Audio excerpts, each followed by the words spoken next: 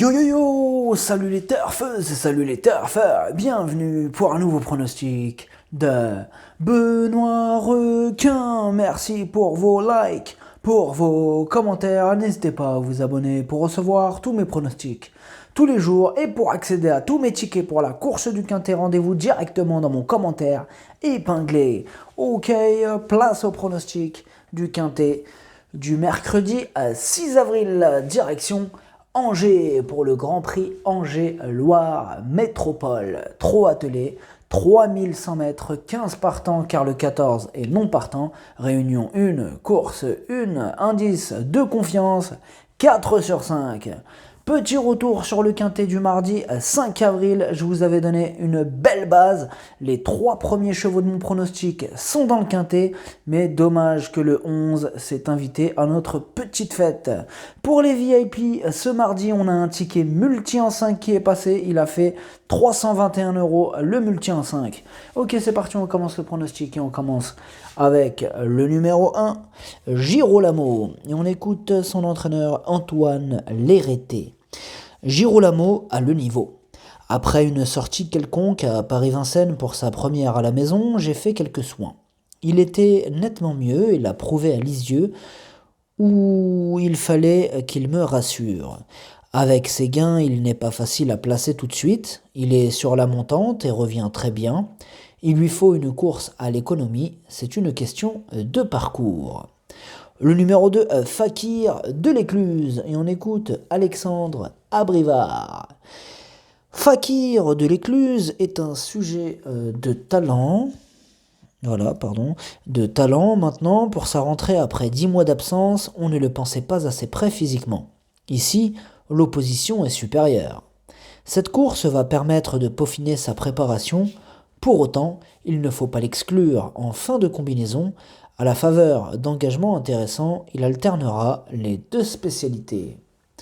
Le numéro 3, Espace Winner, et on écoute Alexandre Abrivard. Espace Winner a connu un problème de santé l'année dernière et n'a pas été revu depuis des mois. Il paraît bien le matin à l'entraînement, cela dit, il faut le regarder courir dans l'immédiat, d'autant qu'il n'évolue pas dans sa spécialité de prédilection. Le numéro 4, Empereur du CB, on écoute Mathieu Abrivard. Empereur du CB a bénéficié d'un break. Il revient bien à l'entraînement. Il affiche de la souplesse et de l'envie. Il va évoluer à domicile pour sa rentrée, mais va garder ses fers d'entraînement. Il faut le regarder courir pour cette fois, d'autant que l'opposition est forte, mais d'ordinaire. Après une course, il est déjà opérationnel. Il devrait encore bien faire en 2022. Le numéro 5, Cléa Michelry. Tout d'abord, ce numéro 5, lui, c'est mon 2e cheval de complément en cas de non partant. Et on écoute Frédéric Héon. Cléa Michelry a joué de malchance à Caen à mi-ligne droite alors qu'elle aurait pu prétendre à la 3-4e place. Physiquement, elle me paraît être restée très bien. C'est essentiellement une droitière. Aussi, cet engagement est intéressant en tête. Maintenant, l'opposition est solide à 25 mètres, une petite place serait déjà très bien. Le numéro 6, Elvis Devron. Alors tout d'abord ce numéro 6, c'est mon cheval de complément en cas de non partant. Alors on écoute Grégory Ledoux. Elvis Devron est plus facile à partir à la volte dans la spécialité du trot monté. On essaye ce bel engagement à l'attelé à côté de la maison. C'est compliqué de bien le partir à la volte à main droite. Cependant, si tout se passe bien, il peut terminer en fin de combinaison avec l'aide d'un parcours à l'économie. Le numéro 7, Donuts de Ladoux. Et on écoute Virginie Moquet. Donuts de Ladoux a été victime d'un petit souci, pas très grave, mais cela a dû l'écarter quelque temps de la compétition. Ici, il s'agit d'une vraie rentrée pour lui. Il est prêt à courir, mais pas au point d'être compétitif. Il va donc avoir besoin de se remettre dans le bain. Le numéro 8, Fuego de Well. Et on écoute Kevin Leblanc. Fuego de Well est bien. Maintenant, cela se complique pour lui. En outre, il faut impérativement lui masquer l'effort, ce qui comporte des risques. Certes, c'est un meilleur droitier que gaucher, mais il ne peut terminer que 5e au mieux s'il bénéficie d'un très bon parcours. Le numéro 9, Epsom d'Airfray.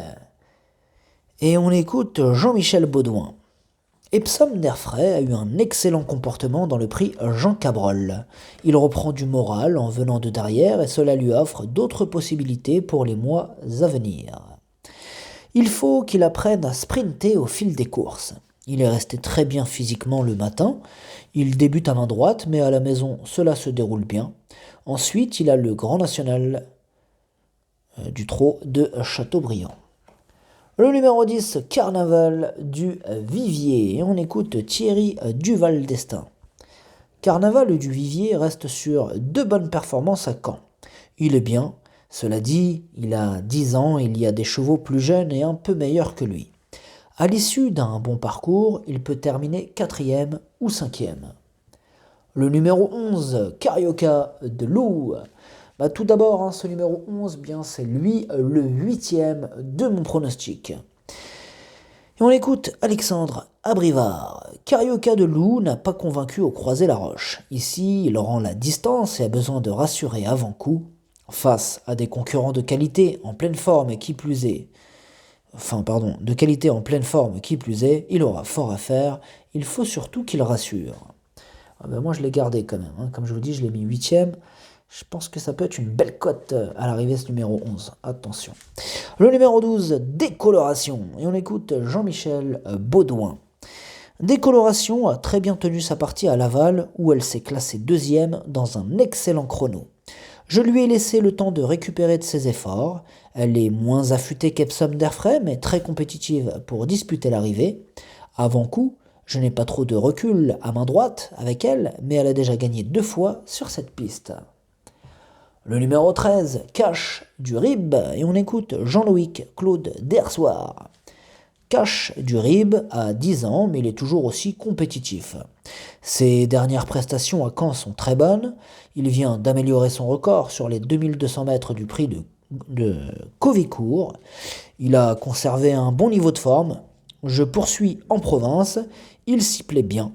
L'opposition est relevée avec les Jean-Michel Bazir notamment, mais il peut accrocher une place en fin de combinaison.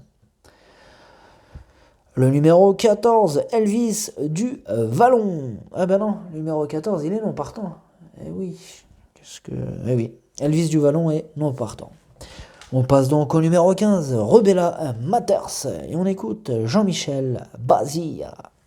Rebella Matters n'était pas à 100%, mais a bien tenu sa partie en dernier lieu. Le changement de piste ne peut qu'être bénéfique. Elle a vu Paris-Vincennes tout l'hiver et a réalisé un bon meeting.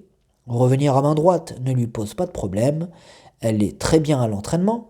Il lui faut un parcours à l'économie, mais elle peut ambitionner la victoire.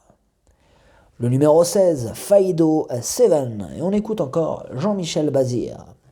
Faido 7 a très bien tenu sa partie dans le prix du plateau de Gravel début mars après le prix d'Amérique. Il ne fait pas la monte et peut se consacrer à la compétition. Il affiche un bon niveau de forme à l'entraînement. L'engagement est parfait au plafond. Le profil d'Angers et sa souplesse de sol vont parfaitement lui convenir. Je vise la victoire. Le pronostic, ça donne 16, 15, 9, 12, 10, 13, 2. Merci d'avoir suivi cette vidéo. N'hésitez pas à vous abonner pour recevoir tous mes pronostics tous les jours et pour accéder à tous mes tickets pour la course du Quintet. Rendez-vous directement dans mon commentaire épinglé. À jouer avec modération. Bonne chance. Chopez-le-moi. Ciao.